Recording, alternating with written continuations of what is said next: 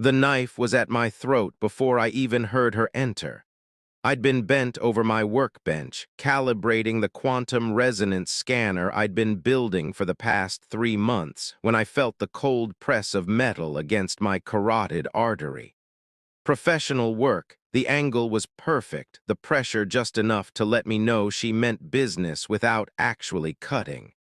"Dr. Ethan Cross." The voice was female, calm, almost melodic despite the situation. "That's me," I managed, keeping very still. "Though I prefer just Ethan. The doctorate is in astrophysics, not medicine, so it won't help much if you nick that artery." "Noted." There was a hint of amusement in her tone. "You're surprisingly calm for someone about to die. I'm a scientist. I've accepted the statistical probability of my own death." I kept my eyes on my workbench, on the half-assembled scanner and the data pad displaying equations. "Though I admit, assassination wasn't in my top 5 predicted causes." "Would you mind telling me who hired you before we proceed? Professional curiosity." The knife pressure eased slightly. "You really are an odd one. The file said you were different." "Different how?" "Brilliant, obsessive, socially awkward, living alone in a research station at the edge of Terran space, working on classified projects nobody fully understands." She paused. "They didn't mention the humor. Dark situations bring out my coping mechanisms. So about that name?" "The Syndicate." "You've been siphoning resources from their mining operations in the Kepler belt, interfering with their profit margins." I blinked. "The asteroid miners? I haven't been siphoning anything. I've been purchasing deuterium through legitimate channels, paying premium rates because I'm out here in the middle of nowhere. The middle of nowhere that happens to be directly adjacent to their undeclared mining territories. They think you're a spy for the Terran Defense Coalition." "I'm not a spy. I'm just a physicist who needed somewhere quiet to work without oversight committees breathing down my neck." I risked a slight turn of my head. "Can I at least see who's killing me? Seems only fair." The knife withdrew, and I slowly turned around. She was stunning in that dangerous way that suggested genetics, training, and probably some augmentation. Tall and athletic, with sharp features and skin the color of burnished copper. Her eyes were the most striking part, violet with flecks of silver that caught the lab's fluorescent lighting. Not human eyes, at least not entirely. "You're Nisari," I said, recognizing the telltale signs. "Or part Nisari, the eyes, the way you move, but the Syndicate doesn't usually hire. Half Nisari, half human, and the Syndicate hires whoever gets results." She studied me with those unusual eyes, the knife still in her hand but lowered. "You're stalling." "Absolutely." "It's another coping mechanism." I glanced back at my workbench. "But I'm also genuinely curious. If you're going to kill me anyway, would you mind if I showed you what I'm actually working on? It might at least make for an interesting story when you report back." She frowned. "That's not how this works." "I know, but here's the thing. If the Syndicate thinks I'm a spy, they're going to keep sending assassins even if you succeed. My research will fall into their hands, and trust me, they won't understand it." "Nobody will, and what I'm working on." I met her violet silver eyes. "It's too important to die with me in this room. You're trying to negotiate. I'm trying to show you why killing me would be a mistake. Not for me. I'm fairly attached to being alive, obviously, but for everyone, including you." She should have killed me right then. That's what her training would have dictated. But I saw the flicker of curiosity in her eyes, that same hunger for understanding that drove me to the edges of space in the first place. "5 minutes," she said. "Show me, then I complete my contract." I turned back to my workbench, acutely aware of her presence behind me, the knife that could end my life in a heartbeat. My hands were surprisingly steady as I activated the scanner. "What do you know about dark matter?" I asked. "Only what everyone knows. It makes up most of the universe's mass, but we can't see it or touch it. Theoretical physics. Not theoretical anymore." I pulled up my data on the holo display, 3 years of research cascading in streams of numbers and wave functions. 6 months ago, I detected something, a pattern in the dark matter distribution around this region of space. Not random cosmic background, a structure, an organized structure. She stepped closer, her professional wariness momentarily eclipsed by interest. "That's impossible. Dark matter doesn't organize. It doesn't interact with normal matter except through gravity." "That's what we thought, but look at this." I magnified a section of the data, highlighting the wave patterns. "These fluctuations repeat every 47.3 hours, and they're not natural. They're communication." The knife lowered further. "Communication? You're saying dark matter is talking?" "Not the matter itself. Something using dark matter as a medium, the way we use electromagnetic waves for radio. Whoever, whatever, is doing this exists in a state we can barely perceive. They're not in our dimension exactly, but they're adjacent to it, and they've been trying to reach us." I pulled up my translation algorithms, months of work trying to decode alien mathematics into something human minds could process. "I've been attempting to build a receiver that can actually interpret the signals." "That's what this scanner is, a dark matter radio essentially." She was standing right beside me now, staring at the data with an expression I couldn't quite read. "If this is real, it's real. I've verified it 17 different ways, published nothing, told no one because the implications are—" I gestured helplessly. "Civilizations that exist in dark matter could be everywhere, all around us, completely invisible. They could be billions of years old, technologically advanced beyond anything we can imagine. And for some reason, they're reaching out specifically to this location. Why here? Why you? I don't know yet. That's what I'm trying to figure out. But if the Syndicate thinks I'm just mining their asteroids, if they kill me and destroy this research because of a territorial dispute," I met her eyes, "we might miss the most important discovery in human history. First contact with a completely alien form of existence." She was silent for a long moment, her enhanced eyes scanning the data with an intensity that suggested she was actually processing it, not just humoring me. "You could be lying," she said finally. "This could all be fabricated to save your life." "I could be, but check the timestamps on the files, the sensor logs, the power consumption records, all verifiable, all pointing to exactly what I've told you." I pulled up more screens. "Or better yet, help me finish the scanner. If I'm lying, you'll know in about 20 minutes when it fails to detect anything. If I'm telling the truth, if you're telling the truth, everything changes." She lowered the knife completely, sliding it back into a sheath at her hip. "My name is Zara, and I think I just made a very expensive mistake by not killing you immediately. Because the Syndicate won't be happy. Because I believe you. And that means I'm about to break my contract and probably start a war." She pulled up a chair, settling in beside my workbench. "Show me how to help with the calibration." Over the next 2 hours, Zara proved herself far more than just an assassin.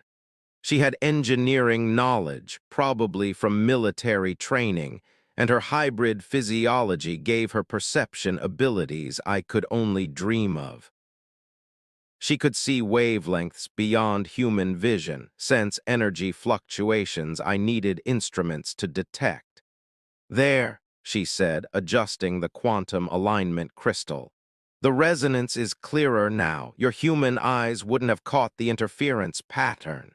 The advantages of genetic diversity, I murmured, watching the scanner's readings stabilize.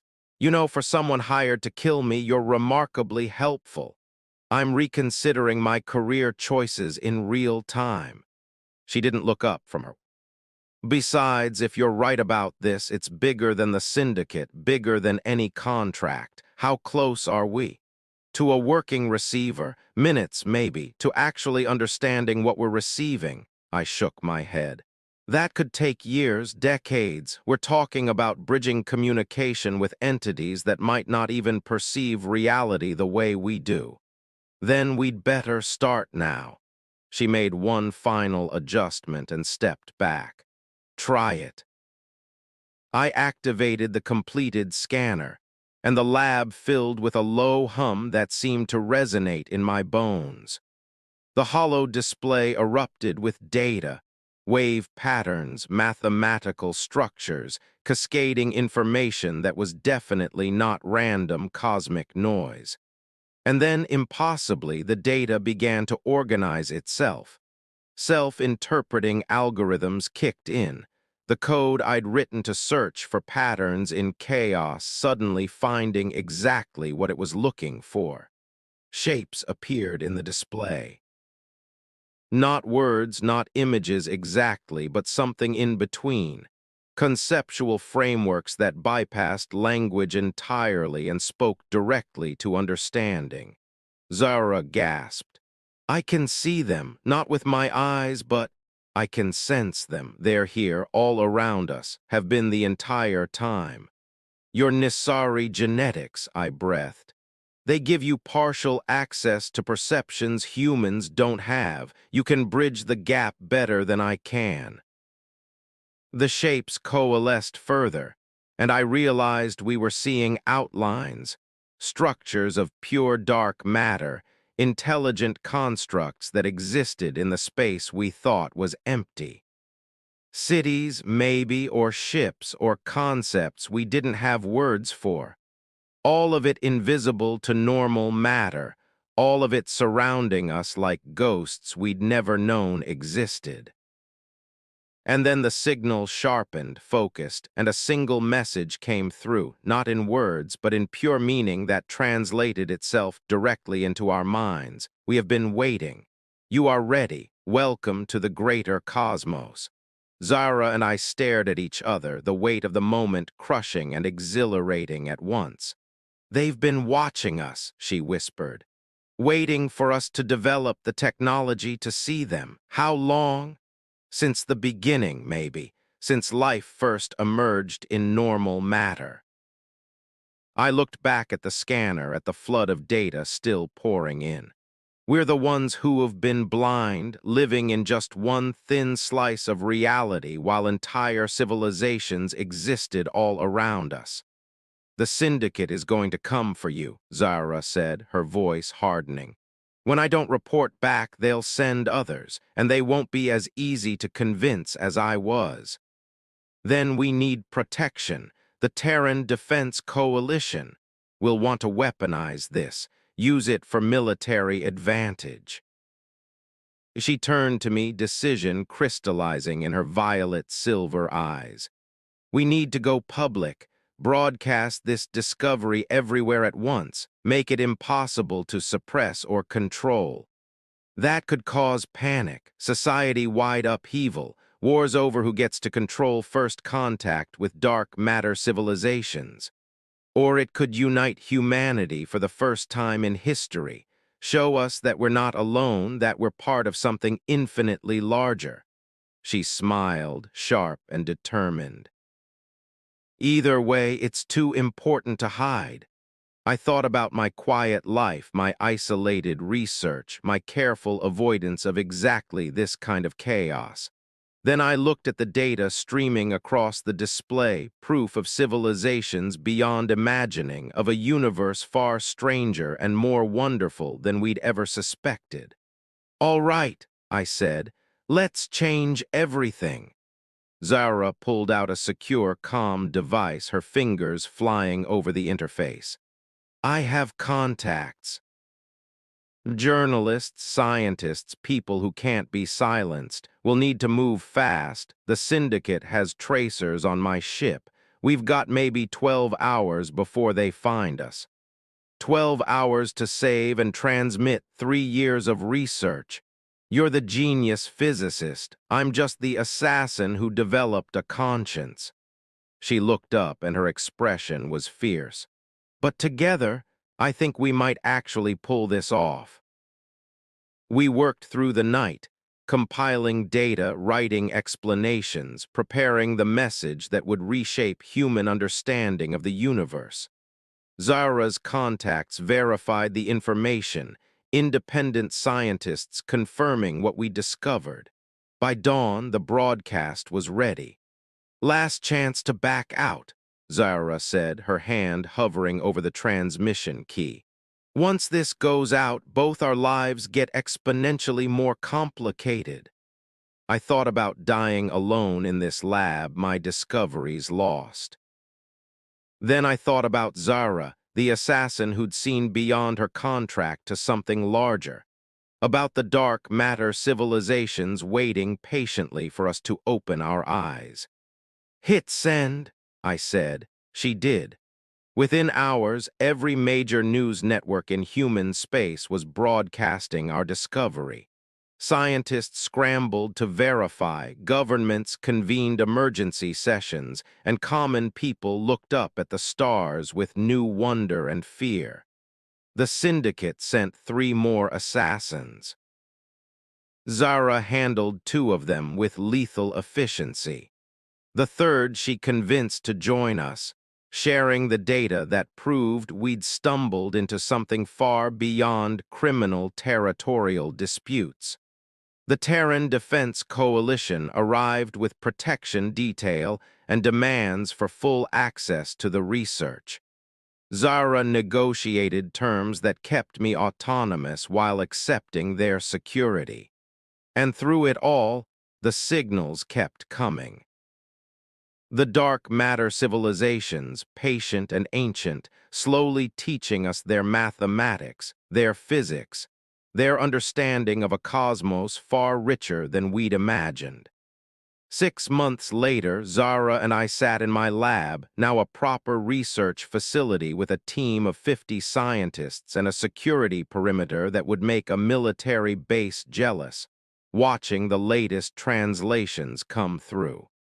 "You know," she said, "I was supposed to kill you for 5,000 credits. Now I'm the head of security for the most important scientific project in human history." "Career pivot," I agreed. "How do you feel about it? Ask me again in 100 years." She smiled, those violet silver eyes catching the light. "But so far, no regrets. Even though your former employers have a standing bounty on both our heads.